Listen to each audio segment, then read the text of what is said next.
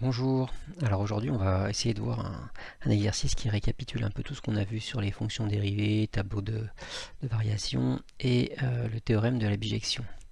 Alors le théorème de la bijection, ou certains l'appellent le théorème des fonctions strictement monotones, est rappelé ici. Donc on a une fonction qui doit être continue, strictement monotone, c'est-à-dire soit comme le premier exemple, strictement croissante, ou alors, comme le deuxième exemple, strictement décroissante. Et ça sur un intervalle AB. Donc par exemple, ici on a A, et ici on a B. Pareil sur l'autre, ici on a A, ici on a B. On cherche à savoir dans ce théorème s'il existe une solution à une certaine équation du type f de x égale k. Et sachant que k, c'est un nombre réel, qui appartient à l'intervalle soit f de a, f de b, ou alors f de b, f de a. Donc ça va dépendre du fait que la fonction soit croissante ou pas. Si la fonction est croissante, ici on a f de a, et puis ici on a f de b. Donc k est entre les deux, donc il est bien dans l'intervalle f de a, f de b. Et puis ici c'est le contraire, c'est-à-dire qu'ici on a f de a et là on a f de b.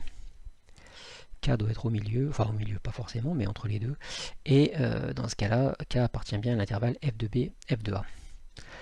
Donc le théorème nous dit qu'il existe une unique solution à l'équation f de x égale k sur l'intervalle AB. Voilà, donc une fois qu'on a rappelé ce théorème, on va regarder l'exercice. Donc on considère une fonction donc, qui est définie par la formule suivante, f de x égale x plus 1 exponentielle x sur R. Première question, on nous dit de calculer f' de x. Et pour calculer f' de x, il faut repérer déjà quelle est la formule à utiliser. Donc f, c'est formé d'une fonction u multipliée par une fonction v. Du coup, on va pouvoir utiliser la formule uv', c'est-à-dire u'v moins uv'. Donc ça va nous donner 1 exponentielle x plus x plus 1 exponentielle x. On met l'exponentielle en facteur et ça nous donne exponentielle x facteur de 1 plus x plus 1, c'est-à-dire exponentielle x facteur de x plus 2. Pour dresser le tableau de variation, on doit étudier le signe de f' de x. On s'aperçoit que f' de x est du signe de x plus 2 parce que l'exponentielle, ça on le sait, c'est supérieur à 0. Et du coup, on doit résoudre x plus 2 supérieur ou égal à 0. Et ça, c'est équivalent à x supérieur ou égal à moins 2. Du coup, on peut tracer le tableau de variation qui est comme d'habitude. Alors, une ligne avec x, une ligne avec f' de x, une ligne avec f. Comme c'est sur R, on va aller de moins l'infini à plus l'infini.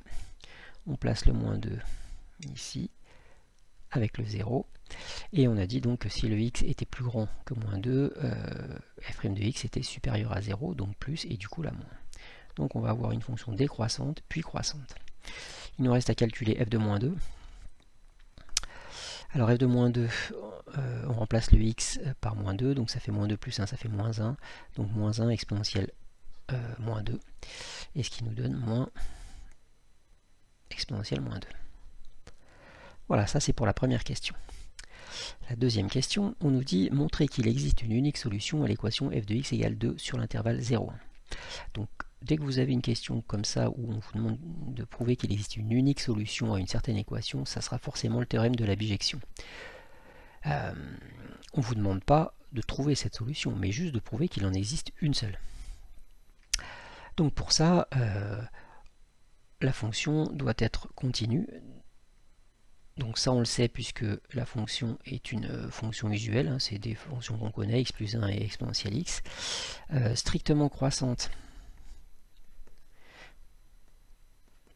parce que sur l'intervalle 0,1, l'intervalle 0,1 c'est un intervalle qui se situe dans cette partie du tableau. Donc d'après le tableau, la fonction est strictement croissante.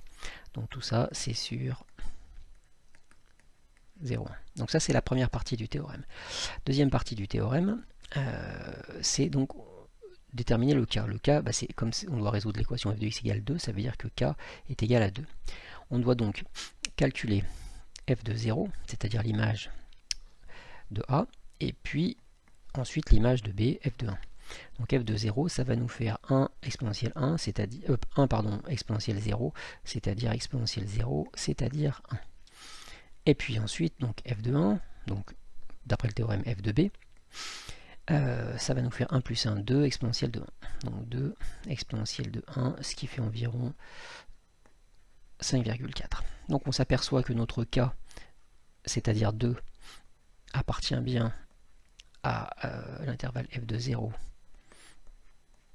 f de 1. D'après le théorème de la bijection, il existe une unique solution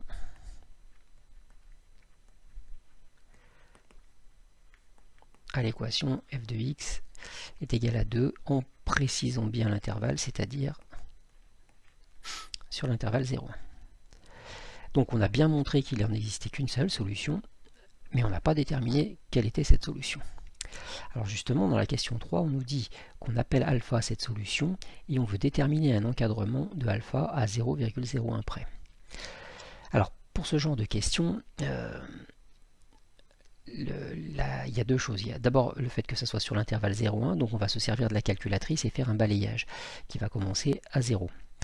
Et la précision, donc ici, la précision 0,01 signifie qu'on doit aller à 2 chiffres après la virgule. Par contre, moi je vous conseille de ne pas commencer tout de suite par un pas dans votre tableau sur la calculatrice, par un pas de 0,01, ça vous prendra trop de temps. Donc on va commencer par un pas de 0,1. Donc on va faire un tableau qui va partir de 0 avec un pas de 0,1. Donc je vous ai marqué toutes les réponses et on cherche à partir de quand on va passer au-dessus de 2. Donc voilà, ça va se trouver ici, puisqu'à 0,3 on a 1,75 et à 0,4 on a 2,09. Donc on sait maintenant que notre solution va être entre ces deux valeurs, entre 0,3 et 0,4. Donc on va recommencer notre tableau, cette fois en partant de 0,3, et on va choisir un pas cette fois de 0,01.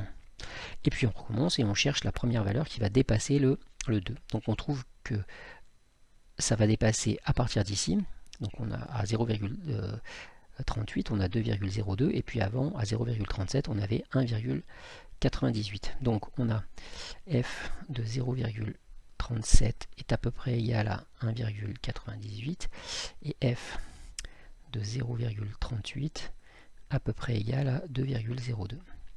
Donc on en déduit un encadrement de alpha.